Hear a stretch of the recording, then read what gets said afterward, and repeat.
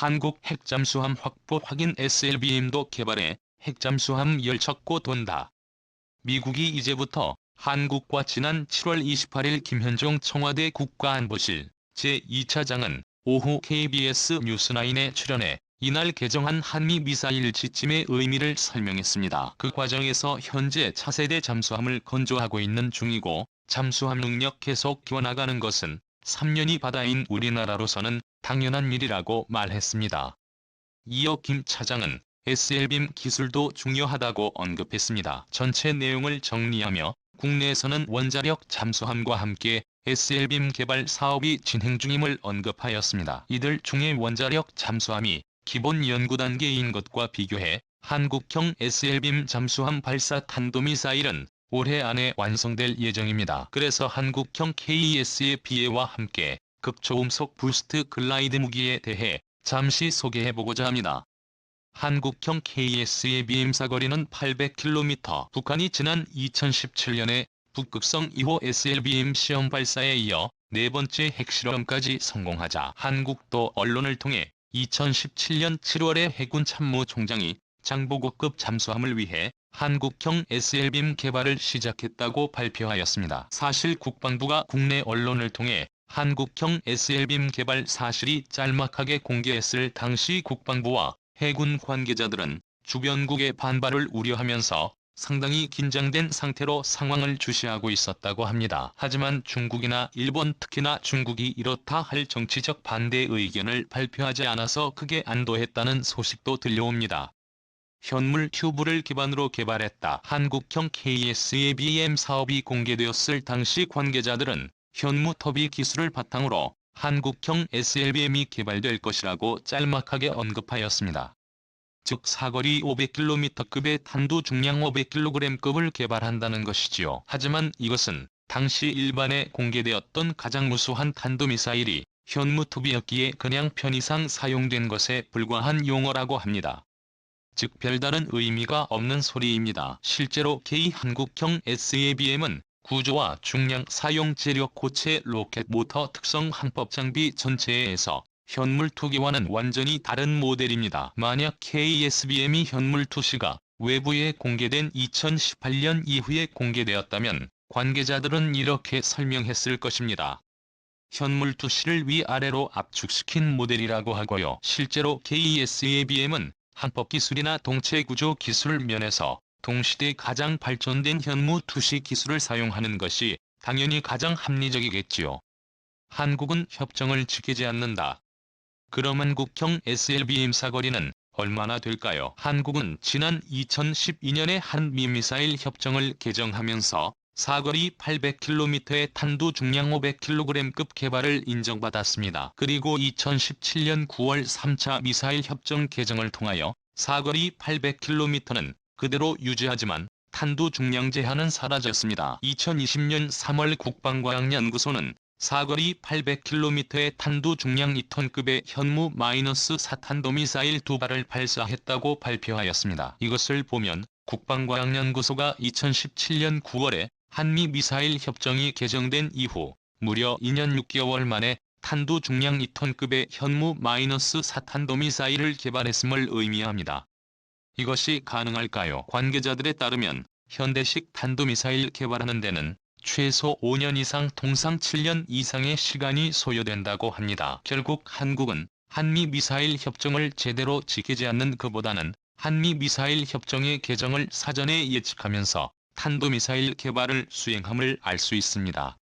그럼 KSABM은 어떠할까요? 관계자에 따르면 정부가 SLBM 탑재를 공식 결정해 이를 장보고급 설계팀에 통보한 시기가 대략 2013년이었다고 합니다. 즉 2012년에 한미미사일 협정이 개정된 상태였으므로 한국형 SLBM은 별다른 문제 없이 사거리 800km와 500kg급 탄두 중량 확보가 가능했을 것입니다. 또한 앞서 언급했듯 한국은 언제나 한미미사일 협정 개정을 예측하면서 탄도미사일을 개발하고 있습니다. 그리고 국내의 우수한 기술력을 고려할 경우 KSABM은 사거리 800km급의 탄두 중량 2톤급을 확보했을 가능성이 높습니다. 국내의 미사일 전문가들은 차마 모든 것을 이야기하진 못했지만 한국의 고체 로켓 기술은 미국과 비교해도 크게 뒤떨어지지 않으며 서유럽이나 러시아보다 우수한 수준이라고 설명합니다. 그리고 탄도미사일 기술력 면에서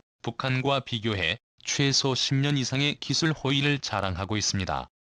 SBM은 대북용이 아니다. 한국의 KSABM은 현실적으로 대북용보다는 주변의 중국과 일본을 견제하기 수단에 보다 가깝습니다. 관계자들은 향후 중국과 일본의 의협이 보다 강화되면 장보고급의 KSLBM 대신에 초음속잠 대함 미사일이나 KSABM의 탄두로 부스트 글라이드 무기가 탑재될 가능성이 아주 높다고 보고 있었습니다. 북이나 KSABM을 활용하면 부스트 글라이드 극초음속 무기를 효과적으로 운반할 수 있는 데다 한국은 2013년까지 부스트 글라이드 테스트를 완료할 예정입니다.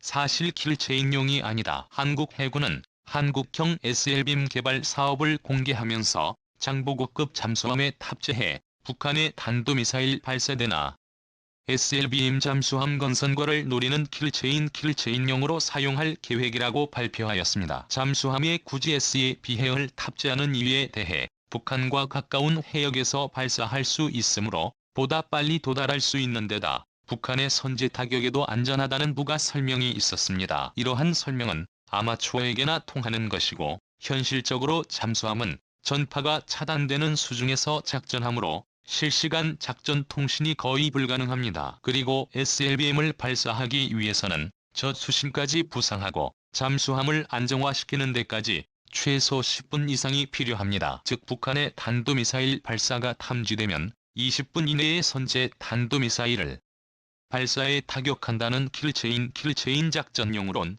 전혀 적합한 모델이 아닌 것입니다. 그럼에도 장보고급의 SLBM이 탑재된 것은 북한이 가진 것은 한국도 가져야 한다는 군사적 견제 심리와 함께 주변국의 대응에 대한민국에 반드시 필요하지만 높은 정치적 부담으로 인해 탑재가 곤란했던 KSABM을 북한 견제라는 정당성을 활용해 탑재할 수 있게 된 것입니다. 즉 한국에 정말로 도움이 안 되는 북한이 엉뚱하게 도움을 제공한 부분이었습니다. 한국형 부스트 글라이드 탑재 한국형 XLBM은 그 개발 목적이 주변국 견제에 있습니다. 그래서 한국형 SLBM에는 일반적인 탄두 대신에 현재 국내에서 개발 중인 부스트 글라이드 방식의 유격 회피형 유도무기가 탑재될 가능성이 높다는 견해가 나오는 것입니다. 지난 2020년 6월 22일 대한민국 국회 입법조사처는 극초음속 무기체계 국제개발 동향과 군사안보적 합의를 통해 국방과학연구소가 2018년부터 마오 이상의 지상발사형 극초음속 비행체를 개발하고 있으며 2013년까지 비행시험을 완료할 계획으로 알려져 있다라고 공식 소개하였습니다. 그리고 현재 이중연소 MZ 방식을 사용 중인 극초음속 무기 개발 사업도 공개되었습니다. 이들 중에 2013년까지 비행시험을 완료한다는 것이 바로 부스트 글라이드 방식의 무기체계이므로 이를 잠시 소개해봅니다.